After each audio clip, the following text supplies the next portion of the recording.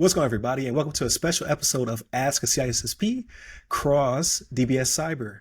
So today is kind of a wild day. This is the evening of the biggest IT outage of mankind, is what they're calling it, right? So there was a little accident today with CrowdStrike that impacted Microsoft systems. And Elizabeth Stevens, friend of the podcast, reached out to me and said, hey, can we hop on and kind of talk about the event and kind of break down what is going on? It should not be so fearful is what the internet is right now, and just kind of what can be done, what's the path forward. So it's a little bit off the cuff, but never miss an opportunity to talk to a friend on the podcast, especially about something that's so relevant, as opposed to waiting until Monday, which we'll still talk about it on the other side of the firewall. But we wanted to kind of hit it while the iron was hot and have this discussion. So again, welcome, Elizabeth. And if you could just remind people who you are and what DBS Cyber does. Thank you, Ryan, and thank you for popping on with me again. I am Elizabeth Stevens. I am a combat veteran, a single mom, a cybersecurity and AI specialist. My area of passion and the mission for my company is about protecting families. We do that through cybersecurity software.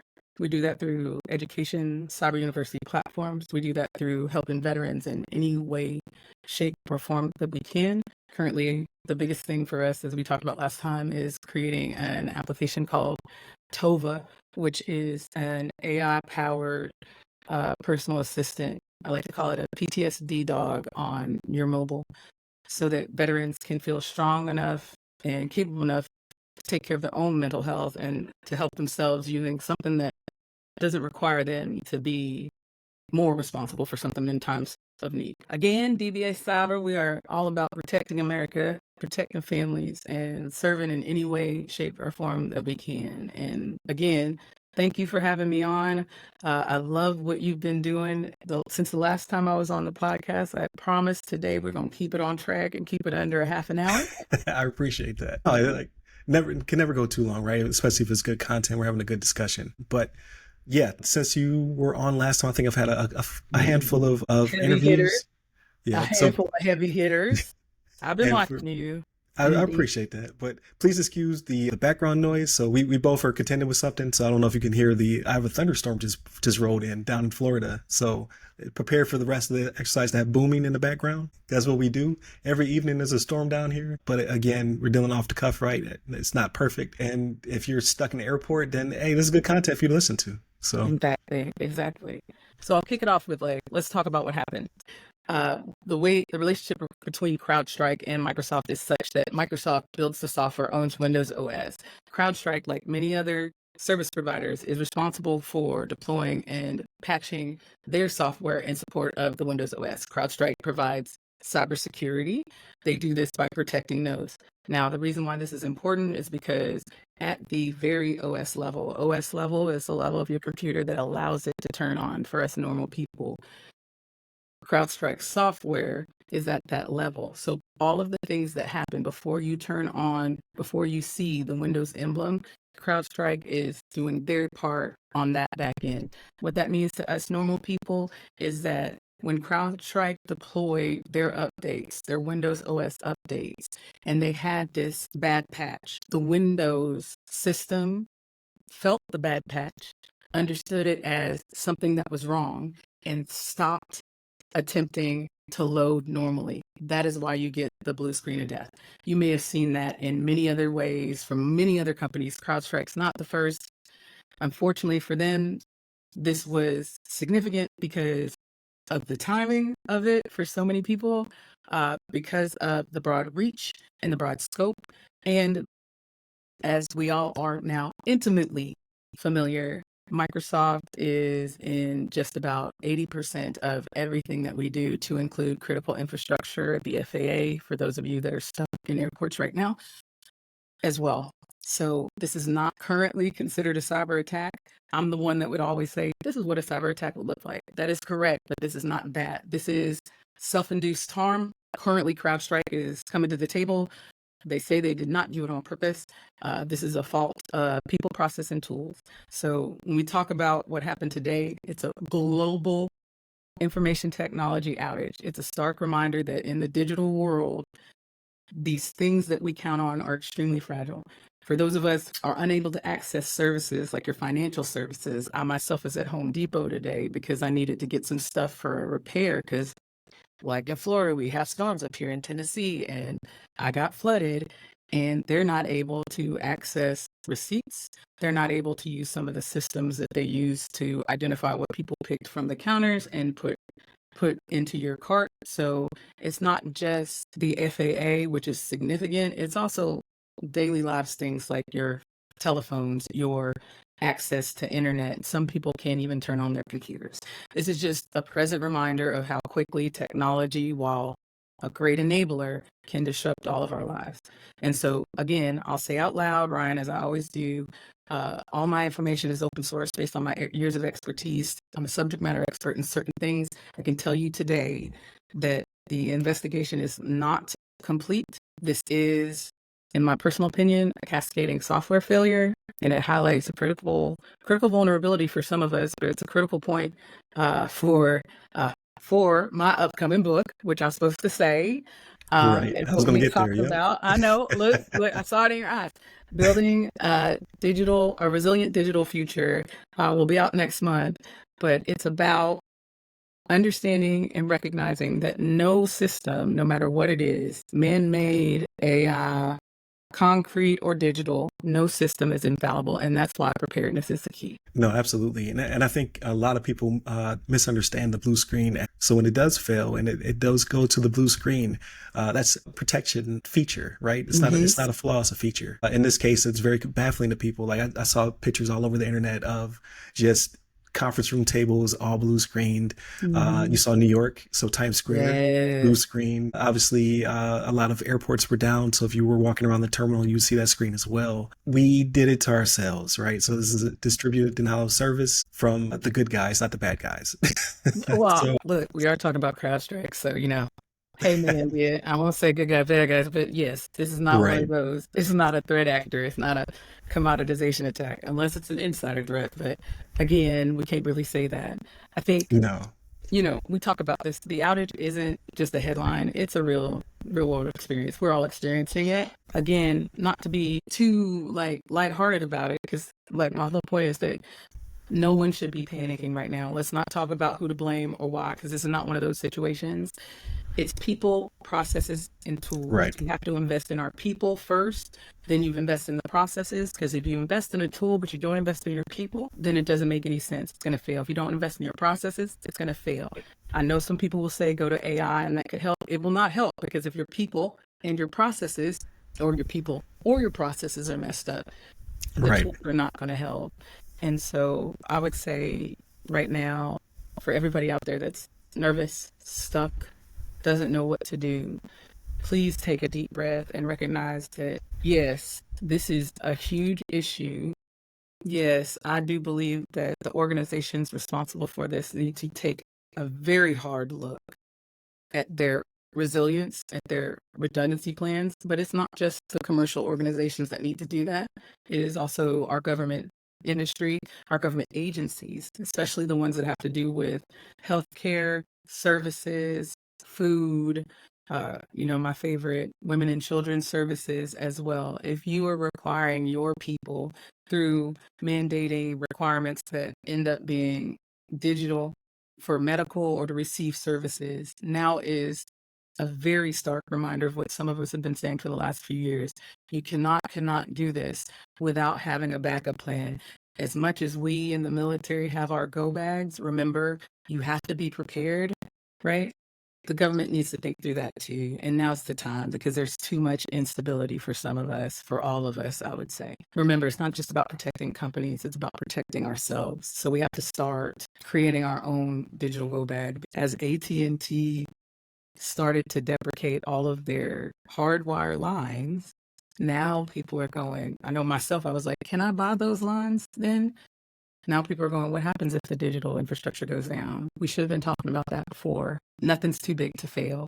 So staying connected for us as a global world, not just in America, is absolutely essential for so many reasons. We cannot wait for the next outage, purposeful outage or not. Now is the time for us to talk about how you're going to get out there and vote, what changes you're going to make, who you're going to talk to, if you're talking to your congressman, your doctors, your lawyers, your service providers. There's digital in everything we do right now. Cloud service providers, as much as they're regulated, maybe they need to be regulated more. We'll see what happens. But SolarWinds was just yesterday, and those of you following the SEC findings also will recognize that even the courts right now don't necessarily have an answer. So start making yourself smart. Start thinking about the fact that while we can't always prevent incidents, we can be better prepared to handle them. So let's not focus on blaming people. Again, CrowdStrike's not my favorite, but they may be better than others. Let's focus on how we can be better prepared to handle this. Let's focus both as individuals and as a society. No, absolutely. And I'm glad you brought up that it did impact several different industries, right? So it wasn't just the FAA having to ground planes and what have you, but it also took down some hospitals, payment systems, like you said, for Home Depot. I didn't run into that, luckily. Everybody wanted to take my money today for I'm not gonna lie. I said as I went to the plumbing store today, and the guy's like, "Oh, we can't use your contact us." I was like, "That's okay." And I pulled out my old woman wallet with a little envelope in it that had my cash. And the guy looks at me. He must have been half my age. He was like, "Ma'am, we do take cash." And I'm like, "Thank goodness." right. So, as much as we progress, as much as we move forward, we have to remember there's always a chance that we need to take a side stop.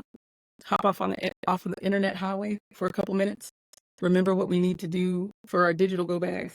Everything that we talk about, I know there's not a cyber focused podcast for us today, but this outage could be a purely technical issue, but it also could be a very human issue. No, absolutely.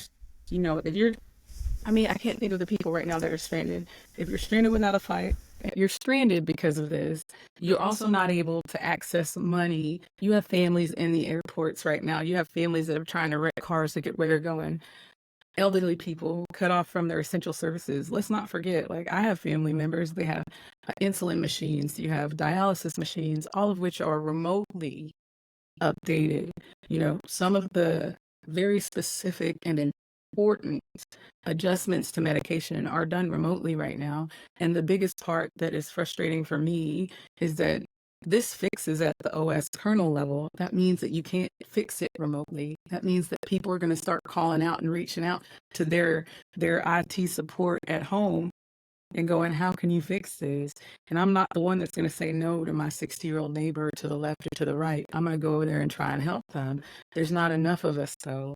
So when I say that, maybe the question should be, how are the organizations that are responsible for this? Yes, Microsoft. Yes, CrowdStrike.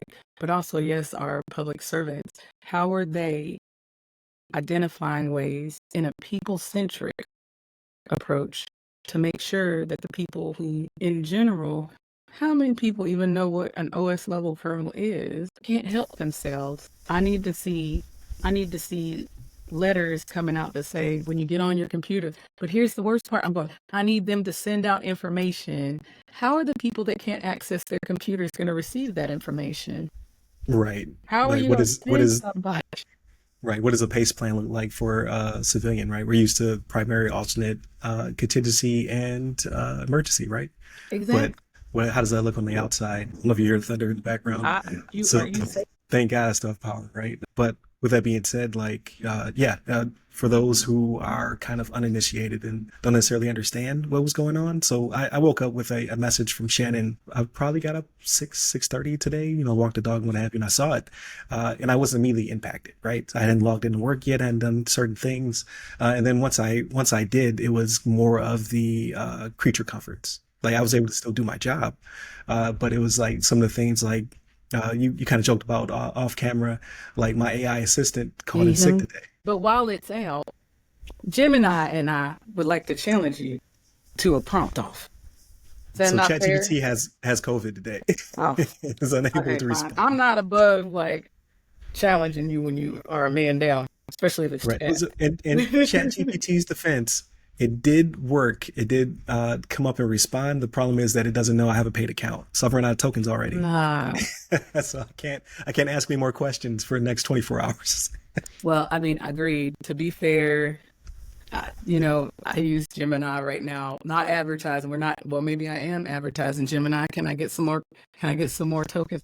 Right. Across the board, like it depends on where you are. Like, thank goodness for diversification. Some of the things that we do every day, just like you said, like we're talking about like the app that we're talking about is about having a large language model there 24/7 to support veterans so they can tell their stories and talk the talk, so they only have to do it once. That language model goes down, who are they talking to if they have a code red? Who are they talking to if, like, it's everything for us.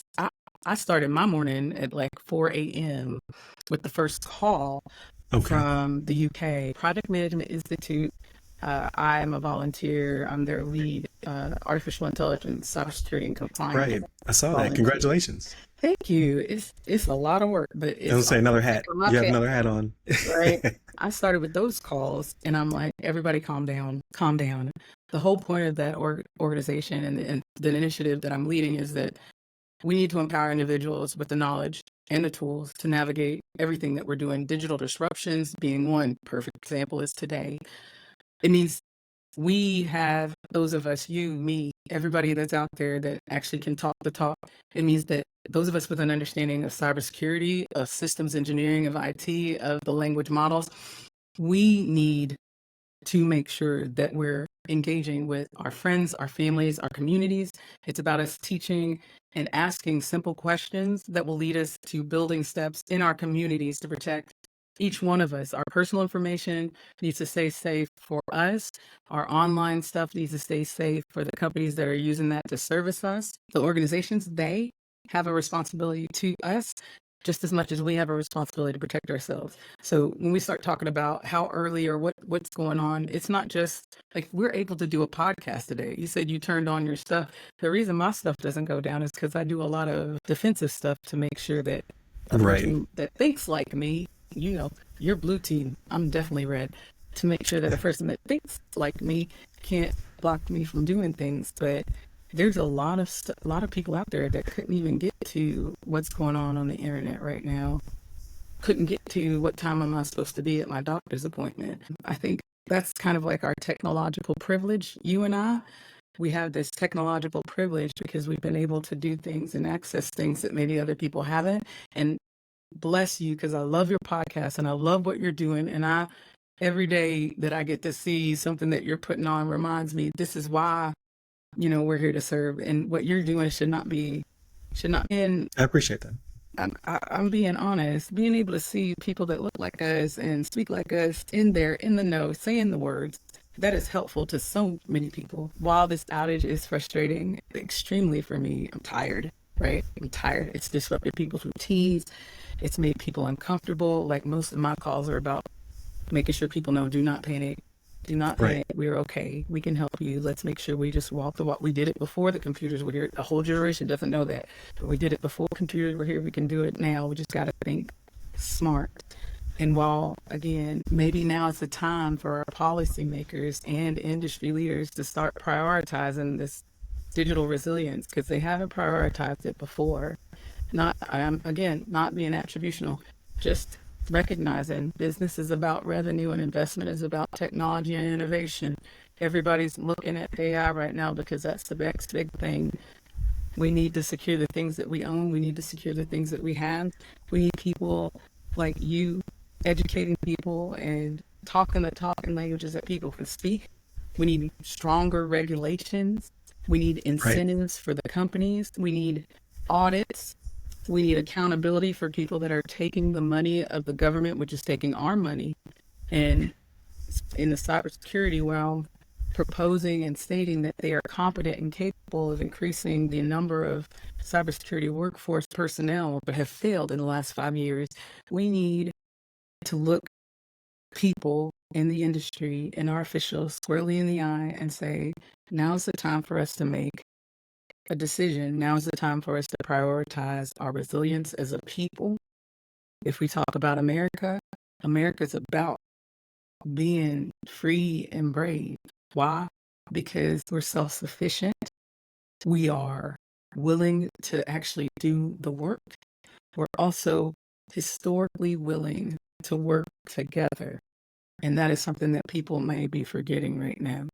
So if we can invest in each other right now, my neighbors will help me.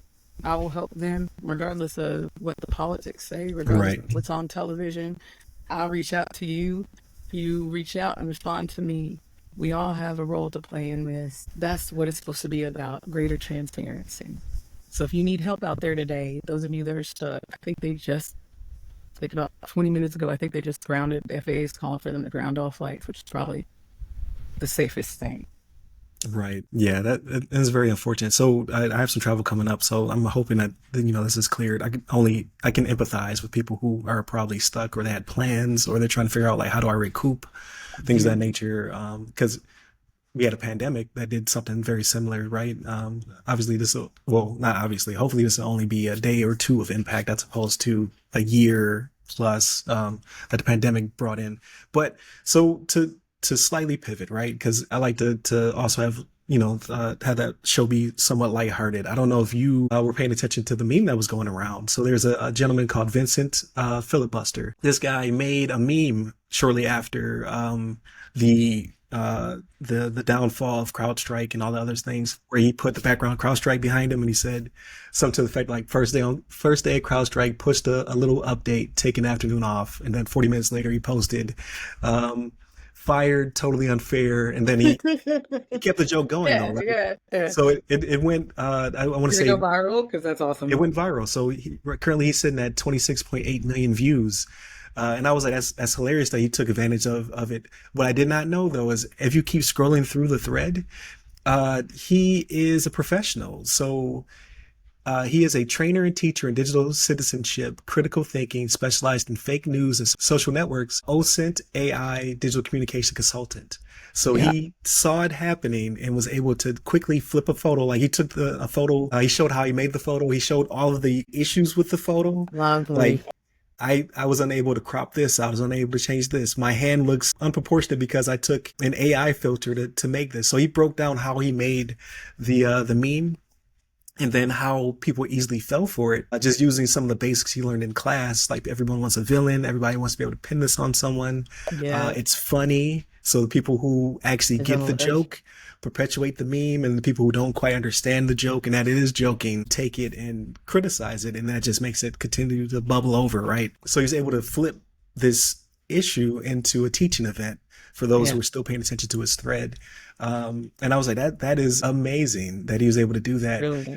Especially because now what we're starting to see is the bad guys are starting to roll in. They're taking advantage of the situation as well. So Yeah, there's a bunch of domains that are set up that look like CloudStrike domains with exactly. really trashy names, like just to Hmm. people, because now it's on the tip of everybody's mind. Like, what's a CrowdStrike? I want to Yeah, look into this. And they're out there trying to collect credentials and other things yeah. and pull people's PII because bad guys don't take the day off. No, So and I it do doesn't. like that he was able to get ahead of this and Mhm. hopefully has educated some people before the crash comes, right? And the bad guys start to lay traps and things of that nature. Well, I think that's the funny part, right? We're sitting here going, so we did this to ourselves. And if Yeah. we didn't, because there's always a possibility that that one corrupt file was actually corrupted by someone on purpose. It's possible. But mind you, think about this, the largest global IT outage. A couple months ago, we were unable to talk to each other because of telecom outages. This month, people couldn't buy cars because of a single company Yeah. outage, CDK. Hmm. right? CDK. The hospitals, that's a month ago. So in the last 3 months, we've seen the effects of the bad guys. Has it We only been 3 months? It feels like 3 years. right? Like Well, for some of us, it's been 3 years. We're like, it's coming, it's coming. getting beat up left and Oh right. my goodness. And then with everything else going on in the world, people are forgetting that like the way that we beat them, the way that we defeat them is we act like we've always acted. Instead of like I'm in Tennessee. I know how y'all are now where you're at, but I'm in Tennessee. When the bad guys come a knock in, every Tennessean is supposed to knock on their neighbor's door and go, all right, we're ready to go. Let's go do this. And that's what we need to do, except it's not a physical fight anymore, right? Like there's a lot of bad things happening, and they happen because the bad guys are faster. We have a responsibility, almost a comical one, like Beverly Hills Cop. comical. Or X-Men 90, was it 97? I love Or that. 97, yeah. X-Men 97. But we have a responsibility to like make this a part of what we do and who we are. Because I mean, at this point, if you haven't figured out as a major corporation that you're at risk, especially with some of the national security stuff going on, China doesn't have to attack us.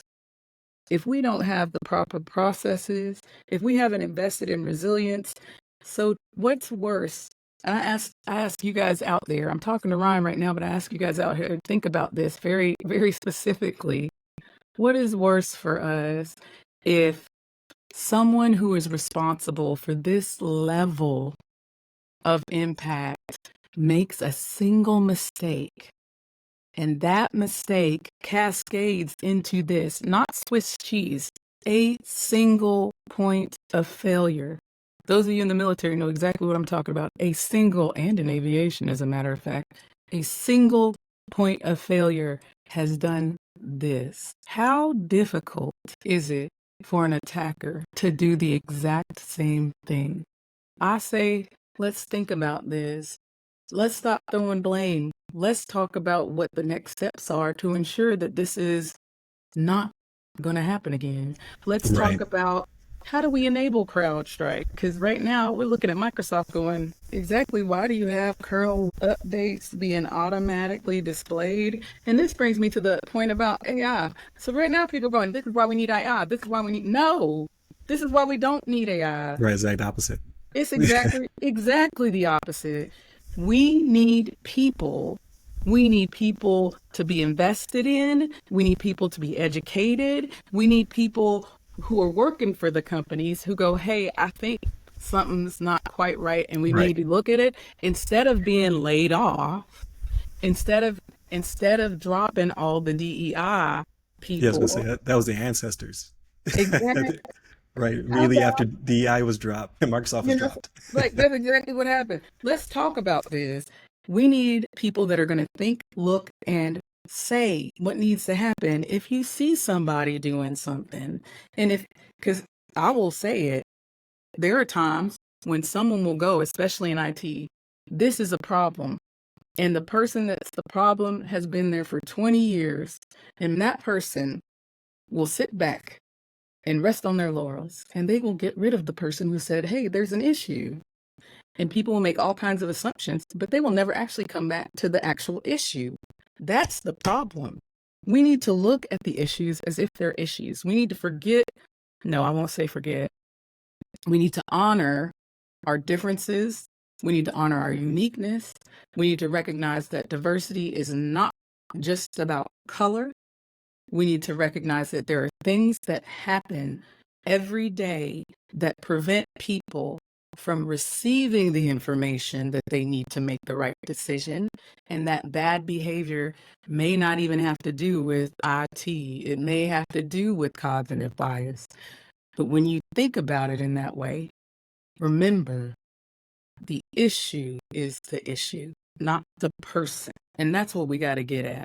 It's not about pulling out another tool. It's not about blaming so and so. It's not about going on a witch hunt. It's about going, okay, we just saw this is the best tabletop exercise of all time. Next time this happens, who do you call? What do you do? How can we react? Because I know you is just like me. I'm going, so AT&T has lost my information. Oh yeah, SolarWinds is heard in about it. the core. Now 110 million people's information.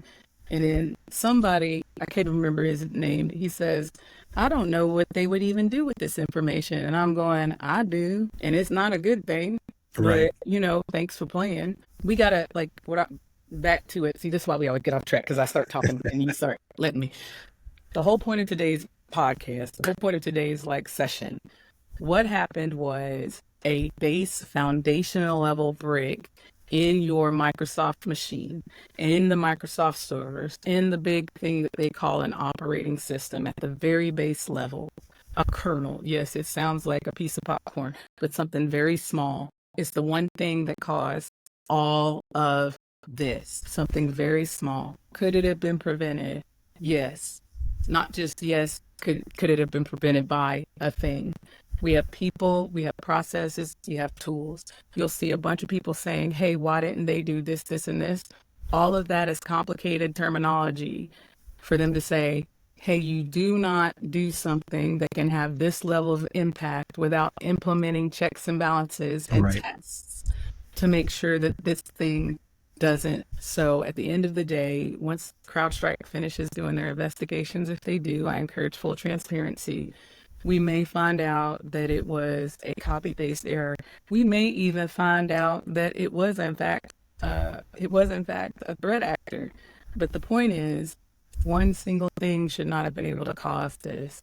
Now, how long will it take for everyone to get back up and running? We don't know. People still can't buy cars in Tennessee right now. Healthcare organizations like Optum are still reeling from the stuff that's going on. Right. People are still being ransomed. And just like you said, right, a lot of people on the bad people side are starting to take out their tools and move and shake and move and groove. This is life. This is the state that we're in. Do not be afraid. Do not think that there's zombies outside your door trying to get in. The secret is they've been here for the last 6 years and you guys just didn't know it. They're your neighbors, they're your people, but guess what? You're a zombie too. So all owe it to each other to try and fix this. We owe it to each other to help each other be better at this. Whether it's, again, like there's so many different things that people do. If you need to vote, if you need to write a letter, if you need to call your service providers, do what you think is right and what's inside of your ability. If you don't know what to do, do not panic. Call one of us. Find us. We're on so many socials. Right. So many different places. So many of the people that you've had on this show, so jealous, are there and they know and they're willing to help and they're willing to talk. Start a podcast, start a TikTok, ask the questions. We'll help. Just remember, it's not about the tech. Yes, it's the tech that's the problem, but it's really about the people. It's about the people, and you're the person of value, and none of this is your fault, except for the people that are the ones that are doing this, and we will find you. But those are for the threat actors. It's not your fault. Do not panic. I know it's hard. And for those of you that are going, I didn't really feel the impact, please remember that the person standing across the table from you or sitting across the counter from you, this is the only way that they can get medicine for their kids. This is the only thing that they have that's going to allow them to be able to feed themselves, clothe themselves, and make it to the next day. This quite literally could be the difference today, because of this outage. The difference between keeping their home and losing their home, keeping their children and losing their children. I am asking from the bottom of my heart, please have some empathy for people in the next few weeks. This is not their fault. No, absolutely. So before I let you go, one more time, the name of your book. I know it's not out yet, but the name of your book, so people can find it once it does launch. And I'll have you back on when it launches. Your website, and then where people can find you. So the book is called Building a Resilient Digital Future, Comprehensive Guide to Cyber Risk Monitoring. It should be released around the 15th of August. We're very excited about it. If you've never read a cybersecurity book before and you feel like it's not for you, this was meant for all of us. So you can, if you pick up the book and you buy it, or you look at something and you say, I can't understand it, it's above my language, please come find me, because I'm in it for all of us. I'm Elizabeth Stevens. DBS Cyber is our company. We believe in, and strictly continue to say, our primary job is to protect families. We do that through software services, consulting services, and we build some pretty cool stuff that has to do with both technology and the human-centered approach. I am at www.dbscyber.com. You can find us on LinkedIn, Facebook, and I think you can find us on Instagram because I'm posting there. And then one day soon, you'll be able to find us on TikTok as well. There it is. So definitely continue to tune in. You can find us on the other side of the firewall, the other side of the FW, or Ask a CISSP. Pretty much on every social media platform you can think of under Rai Security Guy or Ask a CISSP. But yeah, just stay safe out there. Hopefully you can find some place to be comfortable, or you're starting to be able to move in some way or fashion, right, to get to your destination. Yeah, and just continue to tune in. Hopefully we'll have better 2024 news as the year rolls on, right? We'll start to get over all of these speed bumps closer to 2025. Stay safe, stay secure.